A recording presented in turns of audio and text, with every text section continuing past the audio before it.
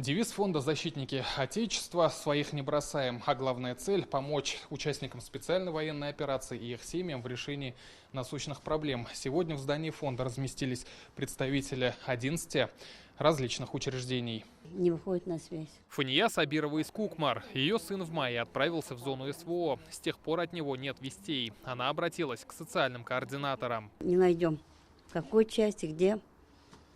И вот сюда же приехали с координатором из Кукмара. Во всем безотказные. Найти родственников, получить денежные выплаты или социальную поддержку – основные обращения в фонд. Сегодня в Татарстане 69 социальных координаторов. У них на попечении больше 5000 человек. Это ветераны СВО и семьи погибших бойцов. Сотрудники фонда не ждут, когда к ним обратятся, а приходят на помощь сами. У нас есть проактивный формат работы, то есть когда мы сами, получая сведения откуда-либо, выезжаем в семьи, выезжаем к ветеранам для того, чтобы с ними познакомиться и взять их на сопровождение. Работа фонда организована по принципу одного окна, когда в одном месте размещены все необходимые службы. Каждый ведь человек, он индивидуален, и каждому нужен подход.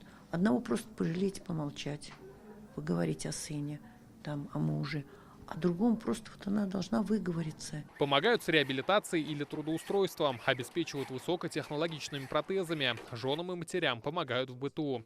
Каждому оказывают адресную поддержку, особый запрос на переподготовку. Вот мы, женское депутатское наше объединение, проводили курсы для жен мобилизованных предпринимателей, чтобы дополнить их компетенции, чтобы бизнес мужей не потерялся к моменту возвращения мужей. И таким образом мы 156 женщин обучили. Здесь же можно получить консультацию по выплатам. Это выплата, к сожалению, погибшим, введенного решением Раиса Республики.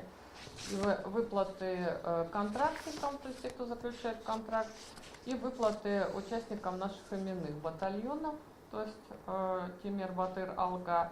И плюс к тому мы еще продолжаем осуществлять выплаты единовременных пособий в размере 20 тысяч. Это детям участников СВО. Филиал фонда заработал в Татарстане в июне прошлого года. За это время он принял 18,5 тысяч обращений, почти по 30 тысячам вопросов. Как отметили, в сети появляются фейковые сайты организации. Мошенники просят заплатить за получение информации о родственниках. Сумма достаточно приличная. Там указывается, это десятки тысяч рублей.